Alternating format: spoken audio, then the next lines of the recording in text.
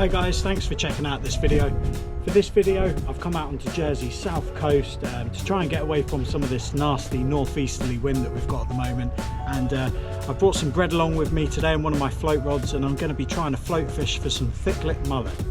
I'll quickly get a bread mix made up, some bread offerings for the mullet. I've got about 3 loaves in the bucket there, so I'll get that prepped, show you doing that, and I'll also talk you through the setup that I'm going to be using today. It's slightly different to last time that I fished down here. If you've checked out my other video, then I've got a slightly different setup, but in the same run of things, float wise it's pretty much similar, but if you haven't seen the video I'll go through it again just in case.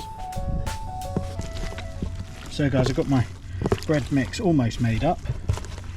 I've literally just filled up the bucket with some seawater from the water's edge there. I'll more than likely drain some of this out, to be honest, because there's a little bit too much water. I don't want all that down there in the corner. I don't really want all that, but what I can do, I've got another loaf there, so I can just add another loaf to it. Got some mono there as well. Chuck that to one side for now. So yeah, literally it's just a case of mashing it up. Use your hands, use a spoon, whatever.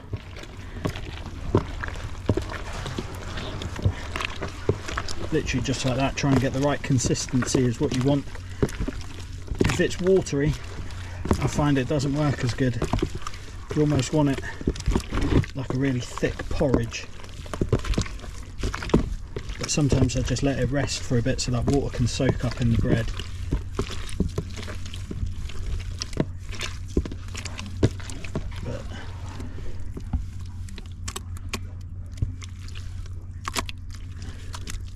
Still a bit watery. You can see there in the corner, still quite a bit of water. I don't like it like that really. Right guys, adding another loaf in there. I'm literally just gonna let it soak it all up before I start mashing it up again. Just gonna cover them dry slices. Hopefully that draws some of the water out. So I'll give it a couple of minutes. I'll give you a quick run through of the setup I'm going to be using today, then I'll start getting some bread out, some bread offerings out, hopefully get the fish on the feed. So guys, this is the setup I'm going to be using. It's a 13-foot Mitchell Lake float rod, and I've got a Shimano Katana on there, loaded with 10-pound mono. Nice little 3-piece rod there for the mullet. Nice little wobbly tip on it. And yeah, for this sort of stuff it's ideal. I sometimes use my longer one down here, which you would have seen in my other video, but I thought I'd try this one today, as I'm fishing a little bit closer and shouldn't have to pick up the line as much as when I'm casting a little bit further out. We're fishing quite close today, so yeah, this setup should be ideal. So guys, float wise then, I've got a weighted waggler. This one is 4+4, so that means that it's a weighted waggler of 4 grams, and you can add 4 grams to it. I find when sea fishing is if it says 4+4, then it's weighted 4 grams. Rather than adding 4, just add 3, and it will sit better in the water. These are designed for freshwater where it's pretty still and flat, but here you get a little bit of a chop, so just to make sure that float stands up nice and proud and you can still see a bit of the tip, just knock a gram off when you're adding your weight. So the float then, the way I've done it, I've just got a rubber sleeve at the top of the float, at the bottom of the float, and then I've thread it through the swivel attachment at the bottom of the float, and then threaded on my 3 gram of shot there. These are drilled shot rather than crimp-on shot. I prefer using these as you're not having to damage the line by crimping on. So after the lead shot then, I've got a small swivel guys, and that has tied onto it a small hook length of Varavas hard top fluorocarbon, and on the end of that then is a size 8 Drennan microbarbed specimen hook.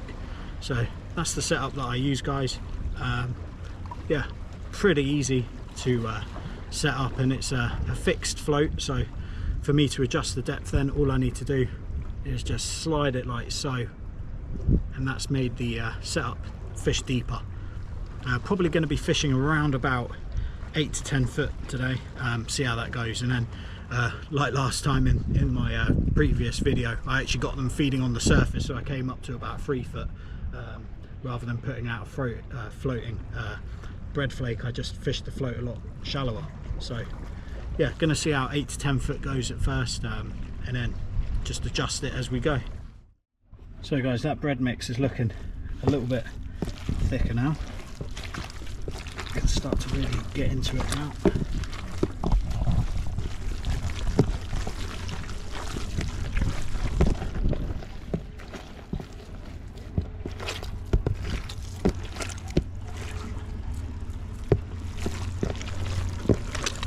It's almost like a cake mixture now rather than a wet sloppy mess. You can see there's, when I'm doing that in the corner now, there's a lot less water there.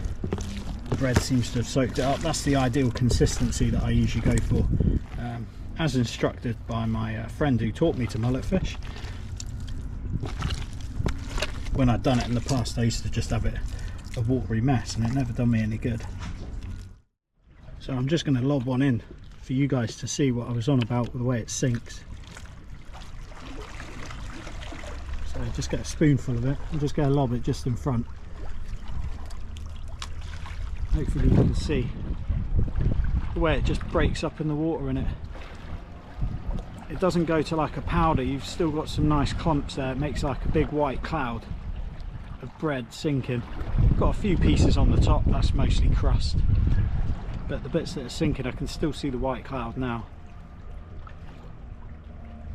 Chuck one a bit closer in so you can see the way it sinks down. Obviously a few bits of crust floating. You can see some fairly decent clumps there.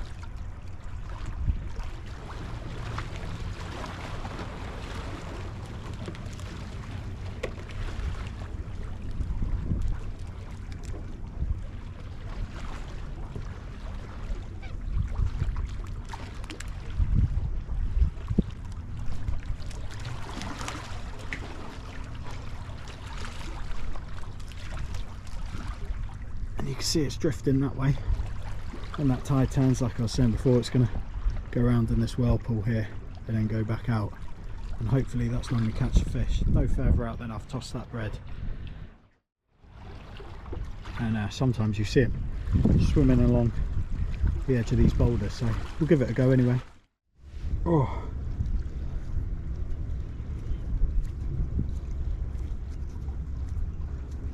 hands are covered in all this dried up bread, feeling a bit crispy.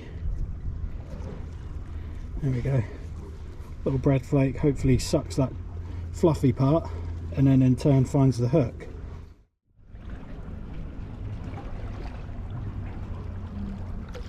So that's the float just out there guys, if you can see it.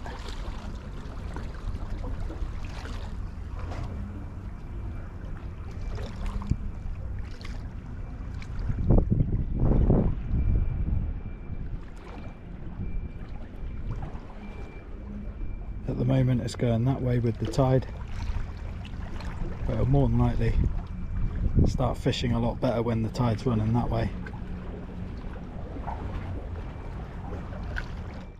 After chucking out a nice bread flake, and you can see there that the hook's showing, and that was covered by bread, and that's a typical telltale sign that you've had mullet plucking at the flaky part of the bread flake, usually at the bottom of the hook.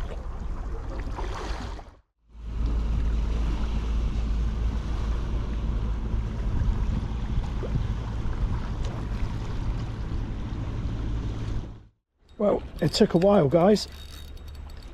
That did take a while, not gonna lie, but just hooked one. He's not a bad one. Let's try and get this other GoPro on.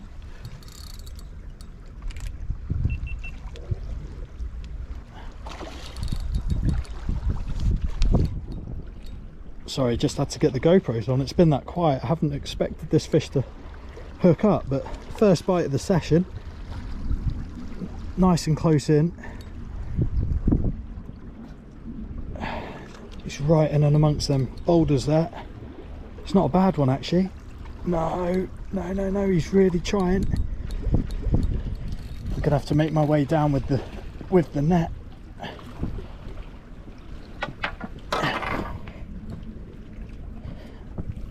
Oh, see if we can get on this rock here and then net him.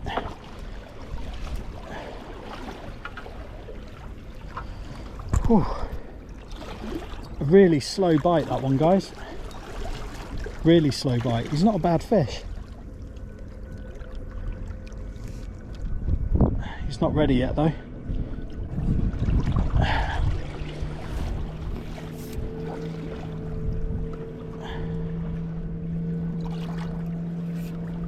He's going to go mad when he sees this net.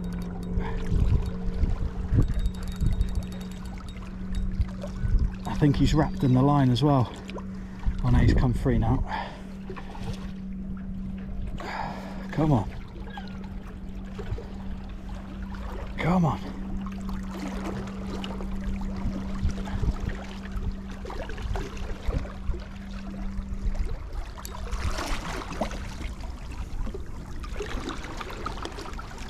Yes, we got him. I was thinking this session's going pretty slow and I just lobbed out like the third bread flake. And yeah, hooked him up on a really slow bite as well. So what I'll do, I'll get him up here and then we'll have a quick look at him. Oh, I want to be pretty quick unhooking him. But he's not a bad one.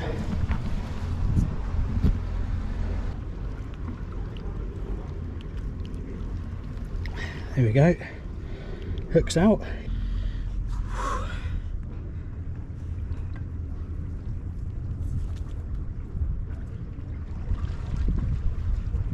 There he is, guys. Not a bad one. First session of the year. Probably like fifth or sixth drift with the bread flake, just shy of £3. He's got a few markings there on the running along the top of him. I think that's where he's encountered a bit of the boulders during that scrap, bringing him in. But yeah, he looks like he's going to be all right. He feels like a strong fish, so just going to go and release him now in the net. This is the most important bit. Making sure this guy goes back okay.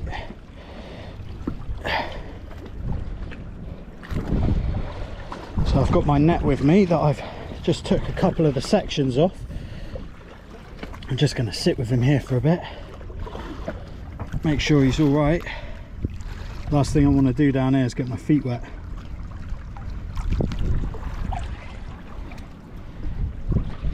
Not a bad one.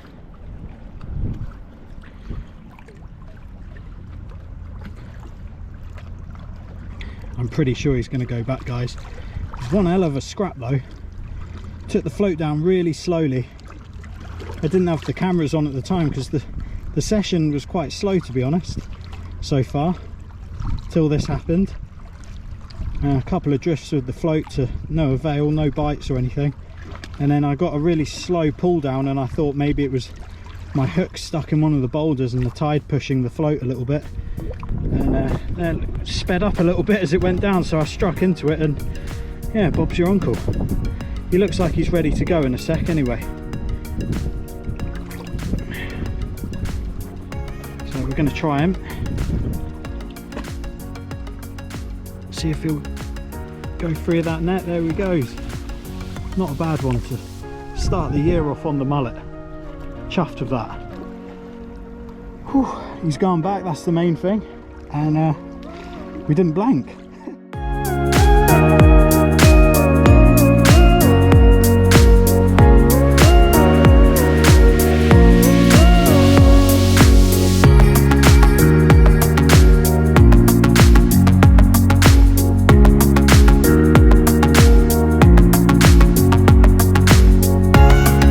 Well guys, I gave it about half an hour, absolutely nothing, not a sniff. So I'm going to pack up. As you can see behind me, there's a nasty little bit of weather on its way as well. I think I'm going to get wet soon, so probably don't want to be standing on these boulders. It won't be ideal, so I'm going to pack the gear up and head home.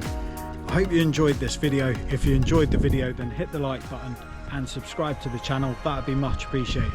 Until the next video, until the next mullet sesh, tight lines, and I'll see you in the next one.